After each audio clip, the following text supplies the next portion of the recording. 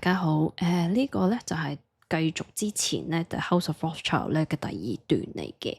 咁我未諗到今日即係點樣鋪排，係分3個禮拜啊，定係點樣？咁我之後再考慮下。咁就講緊阿 Nathan 啦，喺 London 嗰度點樣好緊絕咁樣點樣去發跡啊，去揾第一桶金。咁其實背後因為佢哋涉及太多金錢買賣啊，即係有英鎊，有法郎啊，有金啊銀啊呢啲涉及，同埋啲貨啊布啊各樣嘢咧，其實佢哋會做到好多借貸啊，即係類似香港嘅唔係我哋中國人嘅大耳窿啊嗰樣嘢啦。咁就喺盤古初喺17、18世紀，佢哋就係咁樣發跡嘅。咁當然佢哋去借啲流動資金俾一啲達官貴人，即係話類似係一啲 Queen Elizabeth 啊一啲皇室嘅人啊，咁一定冇輸，因為佢哋點樣都有啲抵押品你可以收到翻嚟嘅。咁另外一樣嘢就係話佢一定唔會收得佢哋嗰啲利息太高啦，咁就從而係有一個做到一個好好嘅後備出嚟咯。咁講話説就係佢即係都街知巷聞，就係話 Nathan 即係 London 呢個總舵咧，就係喺拿破崙嘅打輸仗嗰陣時就揾到第一桶金，因為佢第一手知道啲消息咧，佢就可以從而喺 London 嗰度就做一啲買賣啊，即係 either 係買一啲股票啊，做一啲部署，咁就賺咗嗰手消息咁樣咯。咁再講落去咧，就係話到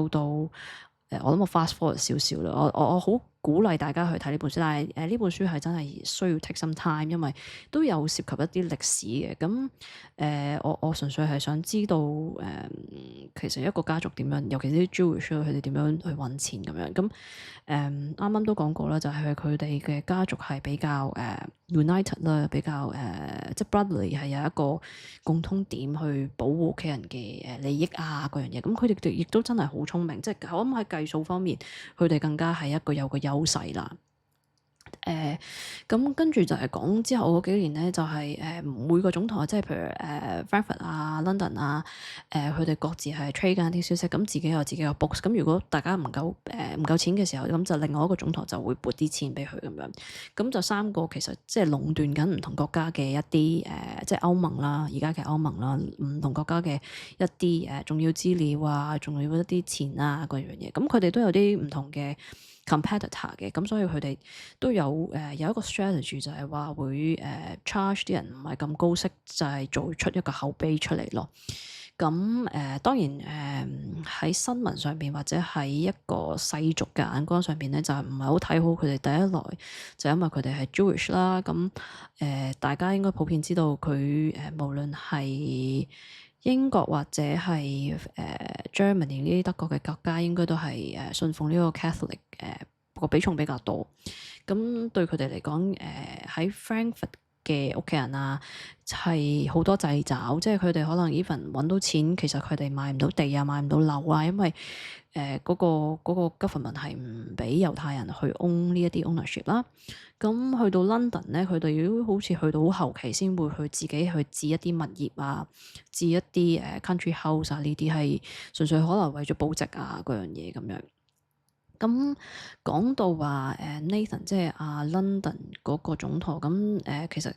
佢就話其實佢係最大功勞嘅，咁但係佢好多資金咧就係即係大家 brotherly 去分嘅，佢即係冇話特別佢要佔大份啦。咁去到可能好後期就係話佢可能即係佢個 family 真係多啲，即係可能不停咁樣生啊嗰樣嘢。咁另外嗰啲 brother 可能得1-2個小朋友，1-2個仔咁樣，咁就佢哋會覺得Nathan 嘅下一代就會覺得佢哋應該賺多啲啦，同埋唔係成日都要攞啲錢去補救另外一個 family 咁樣。咁去到呢一個位嘅話咧，咁突然間喺18世紀嘅時候咧，就 Nathan 咧就突然間collapse 咗。咁佢 collapse嘅同時啦，佢哋就喺度擔心咁下一代其實點樣做一啲聯婚啊，咁 so that 可以壯大嗰個Rothschild 嘅 family。咁佢哋又唔想肥水不流別人田嘛，咁就唔想同其他嘅人嘅聯盟。咁所以佢哋就會有啲 intermarriage 嘅，即係譬如有啲 cousin 嘅marriage 啦。咁啱我諗大家如果有聽過喺 London 皇室嗰啲，其實佢哋都會有呢一啲制度嘅情況，咁佢哋都會當時我唔知佢哋知定係未知啦，咁但係佢哋都有個 risk 係可能會即係個小朋友可能有啲問題咁樣，咁 luckily 呢一個 family 係冇啦。我諗係佢哋話要有一個 particular gene，咁佢哋 intermarriage 咧，如果同一個咧，咁先會有一個 positive 嘅類似係一個 brain damage 咁樣咯。咁但係好慶幸呢個屋企係冇噶啦。咁就講緊話Nathan 18世紀嘅時候佢走嗰陣時就 very sudden 啦。佢本身係傾緊點樣再瓜分，即係再傾過嗰個點樣瓜分一啲 profit 嘅，即係 within 佢哋個 family，即係 across 佢哋五個唔同分行咁樣。咁點知佢突然間即係傾唔到啦，咁就走咗。咁走咗之後咧，就係話其實佢哋有個 rules 嘅，即係就係話佢哋嘅下一代唔可以去retaliate 去告啦，去分即係可唔可以分多啲咁樣，佢哋就唔可以做呢樣嘢。如果一做呢樣嘢咧，就好似將佢哋本身可以分到嗰塊餅咧，可能變咗再50% 咁樣，即係剩翻一半。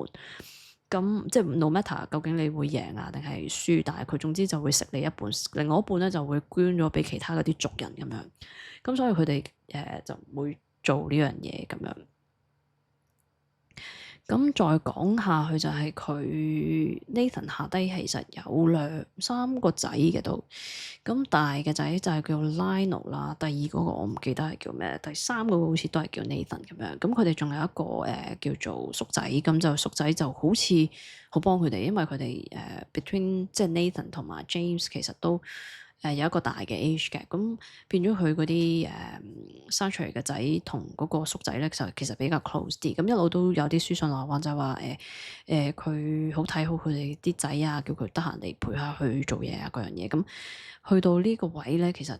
因為 Nathan 就 pass away，咁佢覺得有好多嘢分咗唔勻啦，咁就傾唔埋啦，咁就開始有啲隔膜啊，咁就覺得阿 James 其實想搶咗啲生意啊嗰樣嘢，或者有啲嘢係對佢自己有利益，instead of 對即係另外一個家族咁樣咯。咁講到呢一度咧，就要講下佢哋之後，因為佢哋有啲隔膜啊，即係 I think 下一代同埋啲上一輩份嘅人有啲隔膜啦，咁所以就即係我呢個一定㗎啦，即係你 by common sense 都諗到係會發生呢樣嘢。咁佢哋就變咗有啲位好多 decision making 就未必係經一啲 uncle 啊嗰輩啦，就可能自己 make 咗啲 decision。咁當然你因為你 London 個總台有啲變動嘛，咁你個 market 一定係即係乘勝追擊，想打冧你哋啦。咁所以嗰個 business during that few years 咧係都唔係咁好嘅咁樣。咁佢哋都即係叫做手牽手都度過咗，但係佢哋就會不停咁去 invest 落唔同嘅 country house 啊嗰樣嘢，就係去壯大自己嗰個 asset base 又好，去享受呢一種富裕又好咯。咁我諗今日都講到呢一度，咁就睇下我有冇需要再繼續再帶起呢一個揾錢嘅家族俾你哋聽下，咁下回再續。